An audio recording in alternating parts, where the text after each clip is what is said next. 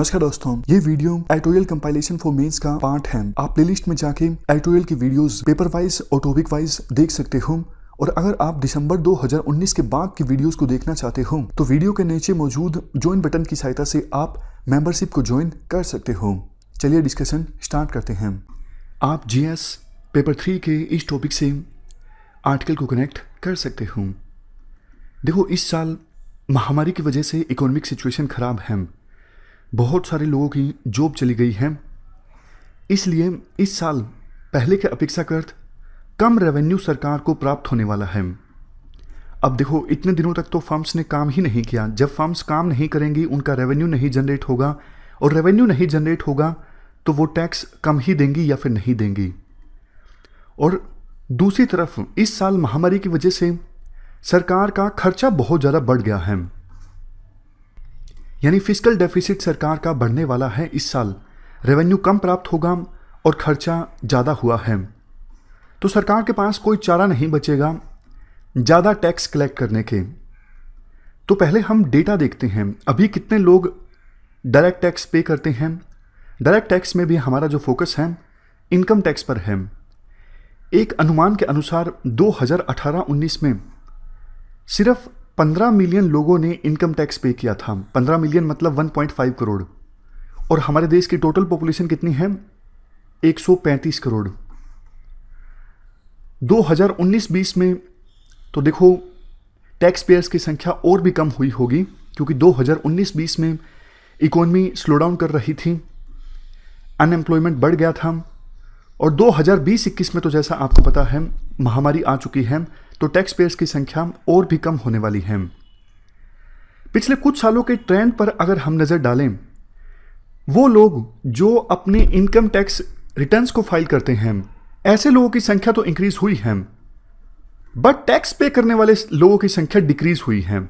2012-13 में 16 मिलियन लोगों ने इनकम टैक्स पे किया था, जबकि देखो 2018-19 में 15 मिलियन लोगों ने इनकम टैक्स पे किया।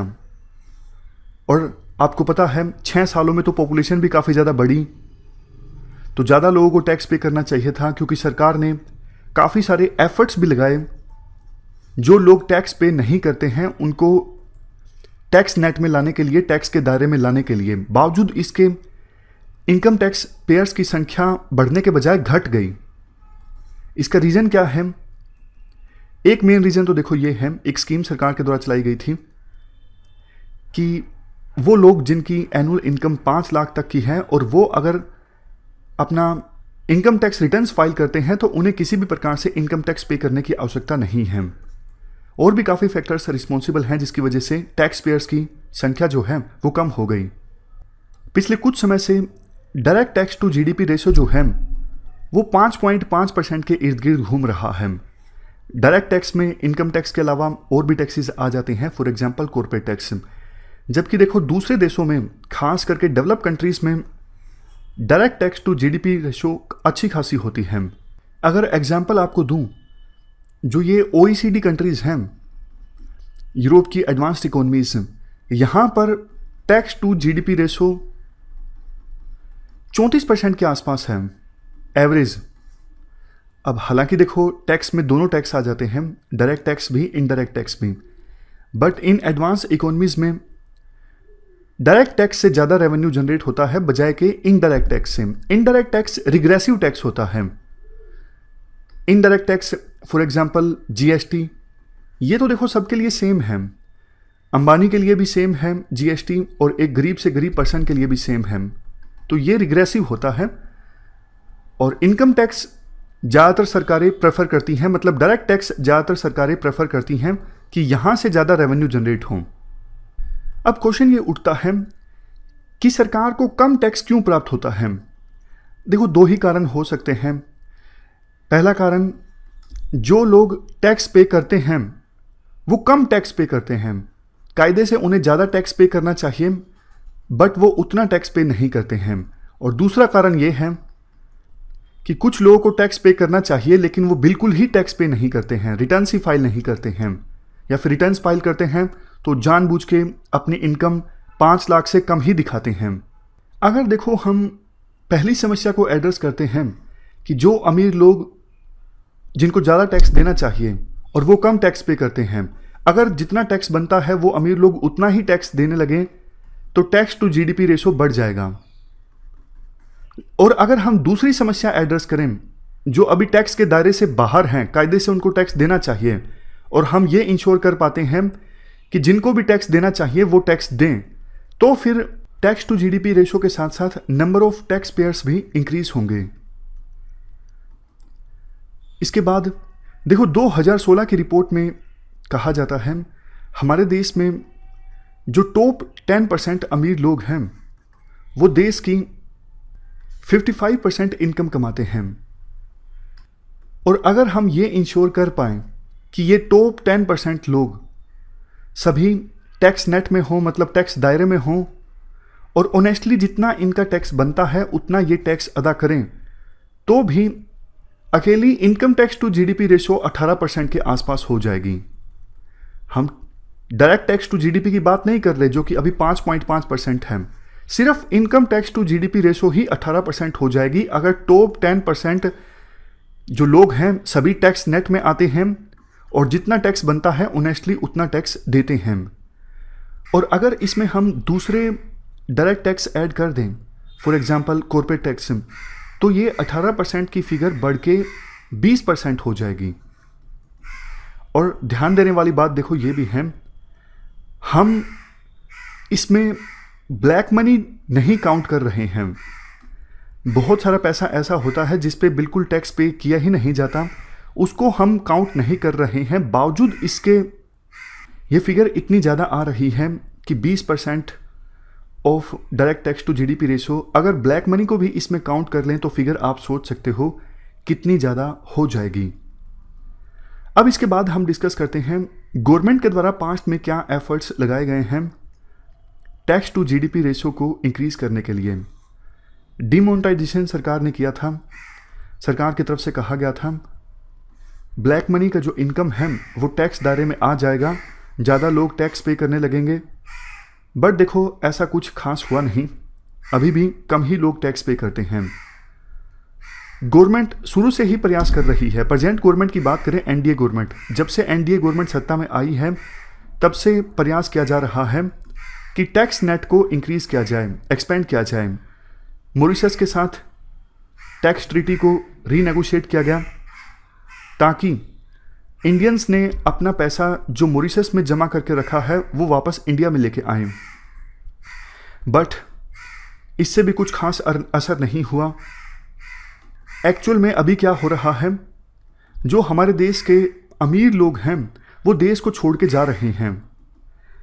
पिछले 5 सालों में, 2019 से पहले पिछले 5 सालों में 23,000 हाई नेट वर्थ इंडिविजुअल्स ने देश को छोड़ दिया। और एक तरफ ऐसा हो रहा है, दूसरी तरफ काफ़ी एम्बैरसमेंट का सामना करना पड़ा हमारे देश के डिफेंस मिनिस्टर को। जब वो राफेल की डिलीवरी लेने गए थे तो डसोल्ट एविएशन के जो सीईओ हैं उन्होंने हमारे डिफेंस मिनिस्टर के सामने ही बोला कि इंडिया को डराना धमकाना नहीं चाहिए कंपनीज को टैक्स और कस्टम रूल्स की सहायता से। मतलब टैक्स टेररिज्म की शिकायत की डसोल्ट एविएशन के सीईओ ने हमारे डिफेंस मिनिस्टर के सामने। पहले तो देखो टैक्स फाइलिंग की जो प्रोसेस है वो काफ़ी कम्बरसम हुआ करती थी, कॉम्प्लेक्स हुआ करती थी, लेकिन आज टैक्स फाइलिंग की प्रोसेस काफ़ी आसान हो गई है। ऑनलाइन टैक्स पे किया जा सकता है और पैन कार्ड्स इंट्रोड्यूस होने के बाद इनकम टैक्स अथॉरिटीज़ ज़्यादा बेहतर ढंग से मॉनिटरिंग कर सकती हैं। इन सब रिफॉर्म्स को लाने का मकसद एक ही था कि इंडिविजुअल्स को डराए धमकाए बिना उन्हें कन्विंस करवाना कि आपको टैक्स पे करना चाहिए। अभी देखो पिछले साल ये स्कीम आई थी, विवाद से विश्वास स्कीम। मकसद इस स्कीम का ये था जो टैक्स डिस्प्यूट्स हैं उनको सेटल डाउन करना, बट इनका भी कोई फ़ायदा नहीं हुआ। यशवंत सिन्हा जब फाइनेंस मिनिस्टर थे उन्होंने एक स्कीम चलाई थी कि जो ऑनेस्ट टैक्स पेयर्स हैं उनको सम्मानित किया जाए ताकि उनको देख के बाकी लोग भी मोटिवेट हों, एंकरेज हों कायदे से अपना इनकम टैक्स पे करने के लिए, बट इसका भी कोई फ़ायदा नहीं हुआ। अब देखो हालात ये हैं कि गवर्नमेंट ना तो टैक्स डिपार्टमेंट के ऑफिशियल्स पे विश्वास करने को तैयार है और ना ही अमीर लोगों पर विश्वास करने के लिए तैयार है। सरकार विश्वास करना चाहती है कंप्यूटर्स पर, इसलिए अब नए नए सॉफ्टवेयर्स सरकार ने इंट्रोड्यूस किए हैं। आर्टिफिशियल इंटेलिजेंस, बिग डेटा, इन सब टेक्नोलॉजीज़ की सहायता से पता लगाया जाए कौन पर्सन जो है अपना टैक्स पे नहीं कर रहा है। टैक्स डिपार्टमेंट को रीऑर्गेनाइज किया गया है सरकार के द्वारा। इनकम टैक्स डिपार्टमेंट को काफ़ी सारे पार्ट्स में डिवाइड किया गया है, जैसे assessment unit, verification unit, review unit, technical unit. इसके अलावा अलग से एक यूनिट इस्टेब्लिश की जाएगी जो कि पास्ट मैटर्स का ख्याल रखेगी। अगर डिपार्टमेंट के द्वारा पाया जाता है कि किसी पर्सन ने अपना इनकम टैक्स पे नहीं किया है, तो फिर उस केस को निपटने के लिए अलग अलग स्टेज पर अलग अलग ऑफिसर्स होंगे। पहले क्या होता था, जो टैक्स ऑफिसर्स हैं वो करप्शन में संलिप्त हो जाते थे। मतलब कोई अमीर आदमी है, उसने इनकम टैक्स पे नहीं किया 1 करोड़ का, तो टैक्स ऑफिसर बोलेंगे कि आप हमें 10 लाख दे दीजिए, आपका केस हम बंद कर देंगे। तो इस प्रकार के करप्शन को बंद करने के लिए सरकार कंप्यूटर पर ज़्यादा विश्वास कर रही है। अलग अलग लेवल पे अलग अलग ऑफिसर्स होंगे ताकि ऑफिसर्स का एक नेक्सस ना बन सके पूरा। अब देखो ये सब चीज़ें हैं तो ठीक, बट दिक्कत पता है क्या है, जो इनकम टैक्स डिपार्टमेंट है बहुत ज़्यादा अंडर स्टाफ्ड है। केसेस की संख्या लाखों में है जबकि ऑफिसर्स की संख्या बहुत कम है। अब देखो होता भी ये है कि जो सीए होता है, चार्टर्ड अकाउंटेंट, उसके पास कम पार्टीज होती हैं, वो कम अकाउंट्स पर ध्यान देता है, वो महीनों महीनों तक मेहनत करता है कि कम टैक्स पे किया जाए, छुपाया जाए इसके कैसे ना कैसे करके पैसा। जबकि इतना टाइम नहीं होता ऑफिसर्स के पास, उनको जल्दी से सारे अकाउंट्स देखने पड़ते हैं।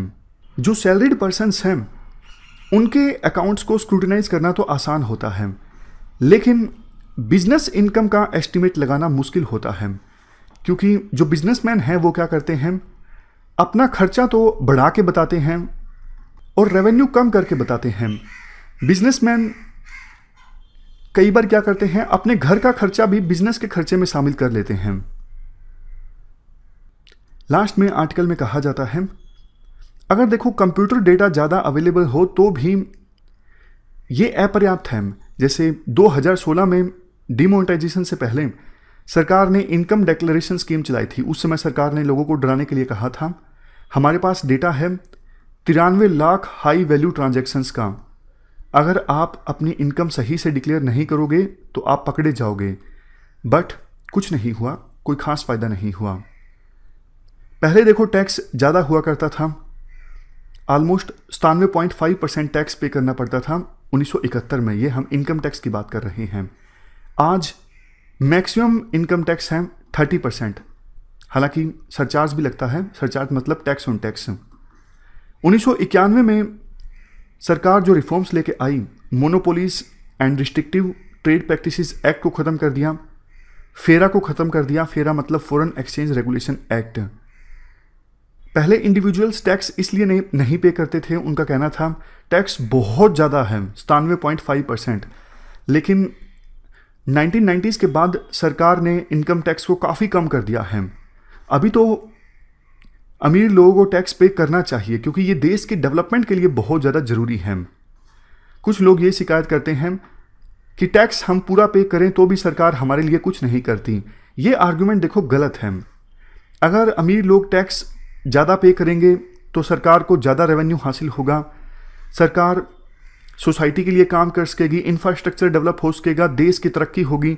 और देश की तरक्की जब होती है तो सबसे ज़्यादा फ़ायदा किसको होगा? अमीर लोगों को तो ही होगा। अगर अमीर लोग पैसा नहीं देंगे, टैक्स अपना कायदे से नहीं चुकाएंगे, तो सरकार के पास कम रेवेन्यू होगा, सरकार गरीब लोगों के लिए काम नहीं कर सकेगी और सोसाइटी में इनइक्वालिटीज़ बढ़ेंगी, लोग फ्रस्ट्रेट होंगे और इस फ्रस्ट्रेशन में क्राइम बढ़ेंगे। अगर क्राइम बढ़ेंगे तो देश की तरक्की नहीं होगी। नुकसान किसको होगा? सबसे ज़्यादा नुकसान अमीर लोगों को तो ही होगा। तो ये बात समझनी चाहिए। जो लोग कायदे से टैक्स नेट में आते हैं उनको अपना टैक्स पे करना चाहिए ऑनेस्टली, और टैक्स नेट के बाहर भी जो लोग टैक्स की चोरी करते हैं उन्हें भी अपना टैक्स पे करना चाहिए। इस डिस्कशन में फिलहाल इतना ही है। Thank you very much for discussion.